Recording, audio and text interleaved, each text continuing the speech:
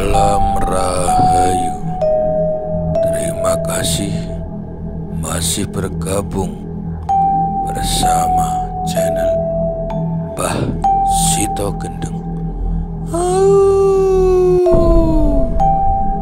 Silahkan yang belum like, komen, dan subscribe untuk mendukung channel Mbah Sito Gendeng. Manfaat dari sesaji ataupun kembang ataupun obong-obong itu sebetulnya budaya, memang budaya, tapi otomatis kita yang dibekali naluri juga akal yang sehat, bekali rasa juga, otomatis akan timbul rasa penasaran. Manfaat daripada itu semua, selain ini adalah untuk melestarikan budaya, sebetulnya hal tersebut mungkin ada yang bisa dijelaskan sedikit, Mbah, untuk sentuhan buat seperti kita-kita yang masih belum mengerti dengan obong-obong tersebut. Ya, membakar wewangian itu sebenarnya prosesinya adalah mengantarkan daripada doa kita kepada Sang Pencipta.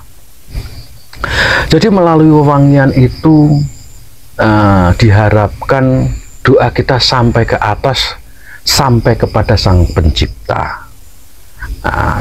Di suatu prosesi atau suatu upacara atau suatu tirakat dan lain sebagainya, itu kan kita menggunakan wewangian kental dengan dupa, menyan dan lain sebagainya itu, karena di situ ada suatu permohonan doa. Doanya ya meminta kepada Sang Pencipta tentunya. Nah, diharapkan melalui asap dupa ini sampailah kepada Sang Pencipta. Semua hanya simbol saja, bukan berarti yang tidak memakai dupa tidak sampai. Ya sampai juga, tetapi kan ini simbol. Ini adalah suatu keyakinan. Ini adalah suatu tertanam di dalam diri kita. Jadi ya ibaratnya kita SMS, WA itu kita meyakini sampailah kepada yang kita tuju. Lah, melalui harus adanya HP dan adanya pulsa. Harus ada sarananya seperti itu. Nah, tadi saya sempat nanya masalah untuk apa ya, pemula seperti saya dalam berspiritual. Tadi Mbah Sito Gendeng sempat saya rekam kalimatnya, yaitu mungkin untuk mengawali semua bisa dengan cara merenung ataupun dengan cara meditasi. Nah, ini saya sangat tertarik sekali dengan kalimat ini, Mbak. Nah, lalu sebetulnya apa sih manfaat dari orang merenung ataupun meditasi itu? Dan terus kemudian selain dari manfaat, lalu yang didapat itu seperti apa, mungkin bisa dijelaskan? Monggo. Nah, saya tadi menjelaskan itu kan untuk introspeksi, meditasi, berdiam diri. Itu sebenarnya adalah ada titik di mana kita itu melakukan suatu relaksasi, suatu terapis, di mana terapis itu, di mana sebuah prosesi itu kita mengatur semua organ tubuh kita untuk rileks, santai, tenang. Disitulah nanti akan jiwa kita juga akan tenang. Nah, di suatu ketenangan ini hanya kita dapatkan, hanya kita ketemukan di saat kita meditasi. Kenapa di saat meditasi? Karena di aktivitas yang lain kita tidak ada. Di dalam meditasi, introspeksi itu kita sadar melakukan sesuatu dan kita merasakan. Contoh, selain itu, contoh tidur, kita tidur tidak sadar, tetapi di dalam meditasi kita sadar melakukannya dan kita merasakannya. Nah, itulah sebagai contoh dan buktinya kenapa itu harus kita lakukan. Mungkin ada kiat-kiat khusus, Mbah, yang harus dilakukan. Satu contoh bagi pemula seperti saya ini, bagaimana toh caranya meditasi itu agar ya mendapat mungkin satu kertek hati atau mungkin sensasi. Biasanya kan kalau orang bermeditasi yang saya dengar-dengar itu katanya akan merasakan sebuah sensasi. Nah, semacam itu bagaimana sih supaya kita itu bisa mencapai ke tahapan tersebut? Nah, ini sangat luar biasa sekali ya, pertanyaan yang sangat bagus. Jadi prosesi daripada mendapatkan sensasi, mendapatkan suatu petunjuk, mendapatkan sesuatu wase, itu melalui tahap-tahapan tertentu. Contoh, ada kalanya manusia atau seseorang ini sekali meditasi langsung bisa mendapatkan suatu kenikmatan, suatu kesejukan, suatu ketenangan. Ada pula di saat pertama kali atau berapa kali, 3 kali, 4 kali meditasi, ternyata dia semakin semrawut, semakin tidak tenang. Karena ini proses ini berbeda-beda. Ada kalanya metode yang paling tepat adalah di saat melakukan meditasi yang awal itu harus kita melakukan pembersihan diri dulu. Contoh, bisa mandi, keramas, atau membersihkan tempat yang akan kita gunakan untuk meditasi. Jadi kita beri pengharum dan kita buat nyamanlah tempat itu. Kita sudah bersih, pakaian bersih, badan bersih, tempat bersih, kita melakukan meditasi, 90% akan tercapai daripada ketenangan. Lalu biasanya kan seperti ini, Mbah. Kalau orang bermeditasi itu terkadang kan sensasinya itu kan masing-masing ya. Ya. Itu menurut yang saya dengar seperti itu. Nah, saya mohon wejangannya, jikalau mungkin ada wisik, suara tanpa rupa atau tanpa wujud, atau mungkin semacam kayak kertek hati tiba-tiba digerakkan, kita harus seperti ini tuh yang disebut dengan kata hati, betul. Nah, pada umumnya jika orang yang melakukan meditasi itu kan akan sampai pada fase tersebut.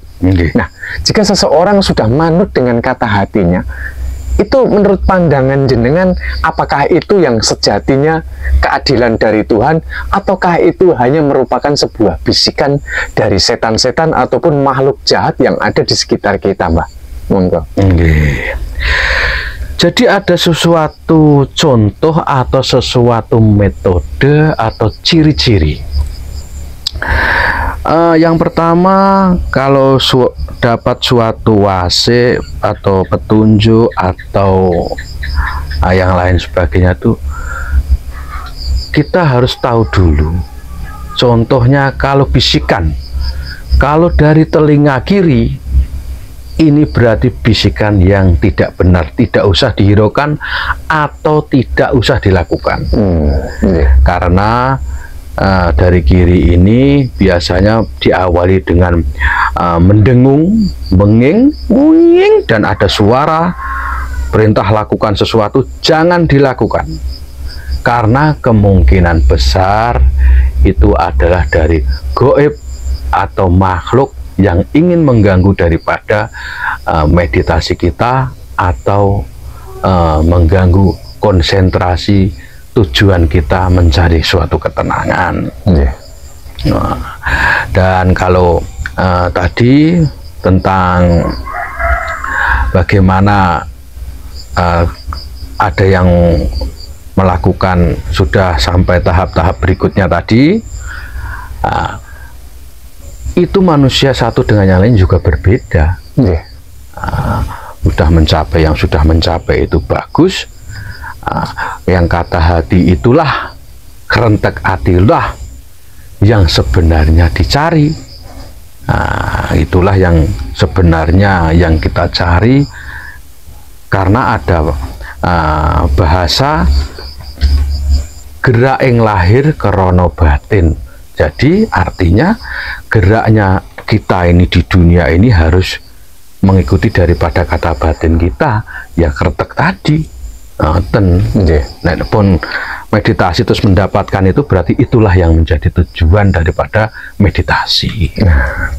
Nah, di sini saya dengan jawaban panjenengan ini memang betul-betul saya sangat mengharapkan jawaban yang betul-betul menurut saya membuat saya puas, Mbah. Karena nanti akan ada kesinambungan. Namun setelah seseorang mencapai ke dalam kretek hati, dia kembali ke dalam diri sendiri. Betul. Di era sekarang yang membudidaya, justru orang tersebut dikatakan sesat. Karena manut dirinya sendiri. Kamu itu siapa? Nah, ini yang repot, Mbah. Apa pendapat jenengan? Padahal Tuhan itu kan maha adil. Jika seseorang menginginkan satu petunjuk dan dia memiliki adanya kesucian hati, kesucian lahir dan batin, tentu harusnya buat orang yang beriman akan mempercayai bahwa Tuhan akan menunjukkan keadilannya dengan menunjukkan jalan yang tepat. Itu sesuai dengan niatnya toh pasti. Nah, menanggapi hal ini, pendapat jenengan gimana? Monggo supaya nanti dulur-dulur kita yang mau melakukan meditasi atau mungkin yang sudah mencapai ke dalam tahapan tersebut tidak lagi menemukan adanya sebuah keraguan. Jadi itu suatu kewajaran untuk saat-saat ini, ya Mas. Jadi orang itu kalau berbeda dari kelompok yang banyak, itu akan dijustis, akan dipojokkan, akan dibully dan lain sebagainya. Kembali lagi kepada awal tadi, itu adalah tantangan bagi para pelaku spiritual. Jadi, karena kadang itu merasa, aku kok sekarang dijauhi teman dekatku, aku sekarang kok dikucilkan. Memang sesuatu hal yang berbeda itu selalu dianggap tidak baik atau dianggap nyeleneh oleh kelompoknya. Lah, kembali lagi itu adalah tantangan bagi para si pelaku. Apabila itu memang perintah daripada hati nuraninya melakukan sesuatu hal tersebut, lakukan. Karena itu nanti akan dipertanggungjawabkan oleh dirinya sendiri. Lalu untuk mengawali tadi bisa dengan cara merenung yang pertama, Mbah. Lalu yang kedua mungkin dengan cara meditasi. Betul. Nah, adakah adanya sebuah tambahan, Mbah, dengan cara mungkin pada saat itu berpuasa mungkin? Gimana pendapat jenengan? Memang berpuasa itu suatu pasangan atau suatu metode yang harus dilalui untuk melakukan daripada meditasi. Prosesnya ya kembali tadi, itu adalah masuk daripada kelompok pensucian diri atau pembersihan diri. Secara lahiriah mandi, membersihkan baju, membersihkan tempat untuk meditasi. Secara batin ya harus dibersihkan juga. Contohnya melakukan puasa. Puasa tirakat. Tirakat itu berarti kemungkinan tidak sama dengan ajaran yang lain. Tirakat itu bahasanya adalah ngempet. Ngempet itu adalah menahan. Menahan itu, jadi seandainya punya cita-cita saya tirakat tidak minum air, itu sudah suatu tirakat, itu sudah suatu proses pembersihan. Saya tidak makan sayur, saya hanya minum air putih dan makan nasi saja, itu berarti sudah melakukan suatu tirakat. Itu bahasanya adalah ngempet, menahan rasa manis, menahan rasa garam, asin. Nah, itu suatu pasangan atau metode. Itu sangat dianjurkan, sangat bagus sekali. Secara ilmu kesehatan itu juga bagus karena mengurangi daripada asupan-asupan garam, asupan gula dan lain sebagainya. Saya sangat tahu sekali bahwa panjenengan sangat dalam sekali di dalam mendalami spiritual dari Jawa, Mas. Dan ini saya mau, karena pengulasannya adalah meditasi, saya ingin mengulas itu sampai tuntas. Nah, mohon pencerahannya, apa toh perbedaannya antara meditasi, semedi, dan topo atau bertapa? Monggo. Meditasi, semedi itu hampir sama, beda penyebutan. Topo broto berbeda. Topo broto itu ada target. Contoh, saya akan bertapa di bawah pohon ini, kalau tidak 10 tahun saya tidak akan pergi dari sini. Atau saya akan bertapa di sini, kalau tidak ada guru saya yang datang memanggil saya tidak akan selesai. Ada target yang ditentukan si petapa tadi. Panggilan dari nurani, Mbak. Panggilan dari nurani, atau ada seorang guru yang memerintahkan ritual, ada yang memerintahkan, sehingga itu adalah target. Target itu berarti ada jarak atau waktu yang ditentukan. Bisa jadi topo saya bertapa di sini. Seandainya tidak ada seorang guru, bisa jadi dia mendapatkan petunjuk. Kamu harus bertapa di sana. Petunjuk dari Kerentekati tadi. Sekian tahun contohnya, dia harus melakukan itu. Nanti tandanya kalau udah ada ini kamu selesai. Kalau meditasi atau semedi itu kan tidak ada target. Jadi tidak ada target itu dalam artian melakukannya hanya mencari ketenangan. Setelah merasakan tenang, selesai. Tidak ada target waktu yang lama, berarti targetnya hanya untuk ketenangan saja. Nah, berarti secara gamblangnya orang bertapa itu tidak mesti dilakukan karena untuk mencari kesaktian, Mbak. Mungkin bisa bertapa ingin mencapai ke dalam kesucian hati, ya sebagaimana yang kita dengar, seperti kita mendengar kalimat resi, seorang resi yang gemar sekali dengan bertapa. Mohon ini wejangannya untuk perihal ini supaya kita lebih gamblang lagi di dalam memahami antara semedi, meditasi, dan topo broto tersebut. Dalam meditasi juga ada namanya mencari petunjuk. Ada juga topo broto itu pensucian diri juga ada. Tergantung daripada perintah atau petunjuk. Untuk meditasi sendiri, apabila suatu permohonan minta petunjuk, itu bisa dilakukan juga. Apabila topo broto ini juga bisa disebutkan untuk pensucian diri juga bisa, minta petunjuk juga bisa, penebusan suatu atirakat juga bisa. Jadi topo broto itu tergantung daripada perintah. Perintah mungkin dari guru.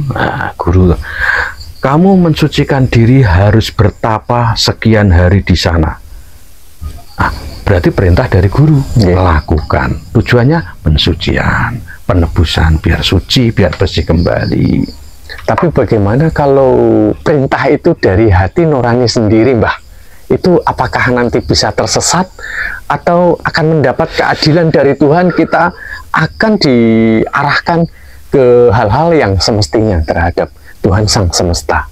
Ya, kembali lagi dari awal tadi, pentingnya seorang guru di situ. Apabila kerentek hati ini sudah kita lakukan, kita ini ada seorang guru adalah tempat kita bertanya, Mbah Guru, saya dapat perintah dari hati saya ini suruh ini, apakah ini benar, Mbah Guru? Nah, karena antara nafsu dengan perintah hati ini sangat tipis sekali. Nah, itulah peran besar daripada seorang guru. Apabila tidak ada guru, ini yang dikhawatirkan itulah bukan perintah daripada kerentek atau hati tadi. Bisa jadi ini perintah nafsu ini.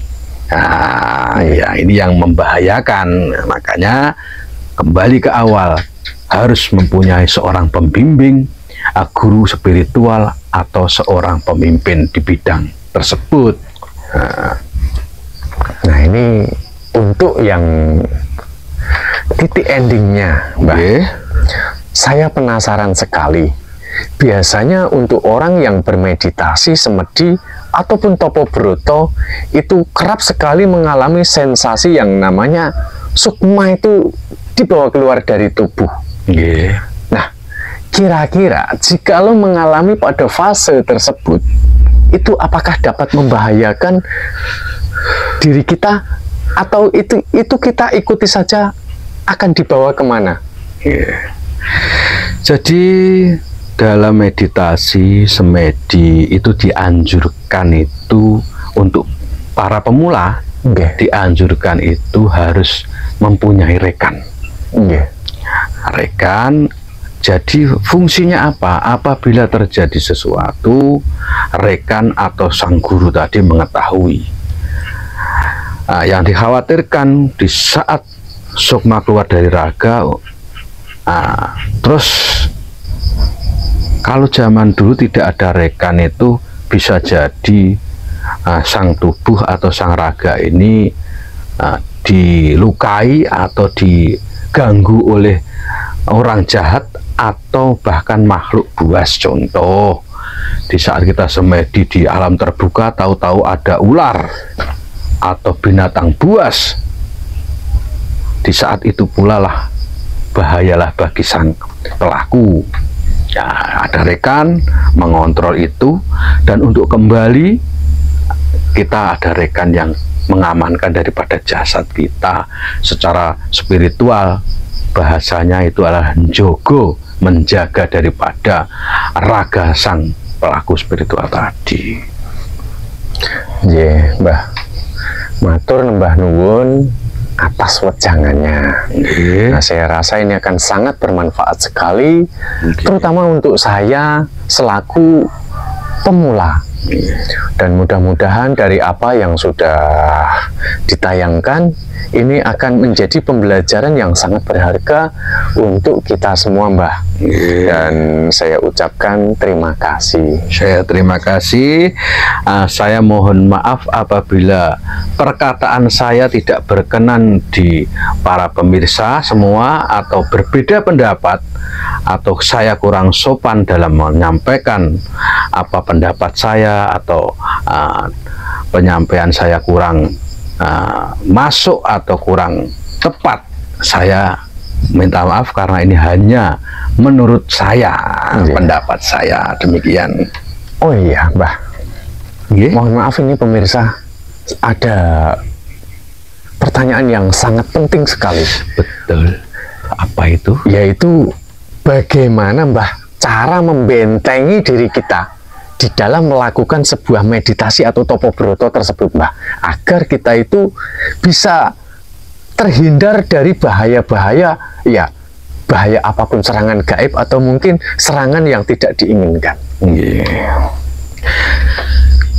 Kalau kita ke ajaran leluhur, yang pertama kita harus di tempat baru kita harus berdoa. Bahasanya uluk salam. Di tempat itu kita yakini bahwa tempat yang akan kita duduki itu adalah ada yang menempati sebelum kita. Kita uluk salam, mengirim doa, dan kita berdoa kepada Tuhan kita.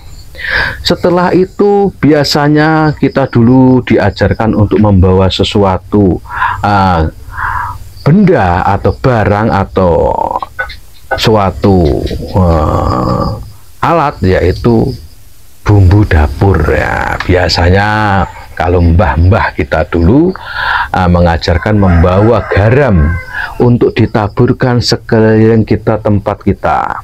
Nah, setelah itu ada rekan kita yang menunggu, kita taburkan sekitar kita. Kenapa garam? Karena garam itu menurut kepercayaan atau keyakinan daripada leluhur kita mempunyai energi yang luar biasa untuk menolak suatu energi buruk atau energi yang tidak baik. Ini garam yang digunakan yang garam halus atau kasar, Mbah? Ini biar lebih jelas lagi, Mbah. Ya, kalau di Jawa namanya garam grosok. Garam grosok itu adalah garam yang kristalnya besar-besar atau yang jarang digunakan di dapur. Kalau yang di dapur adalah garam yang sudah lembut. Nah, ini garam grosok ini adalah garam yang masih kasar, yang digunakan untuk ritual tersebut. Saya rasa sudah cukup jelas sekali ya wejangan dari Mbah Sito Gendeng. Sekali lagi kami mohon maaf yang sebesar-besarnya jikalau mungkin dari apa yang sudah diutarakan mungkin tidak sependapat dengan sanubari para pendengar semua, dan tentu sudah pasti ini sangat bermanfaat sekali untuk saya, Mbah. Dan saya ucapkan matur suwun, semoga panjenengan selalu dalam keadaan sehat walafiat dan selalu dalam keberkahan Tuhan Sang Semesta. Matur suwun. Rahayu. Rahayu.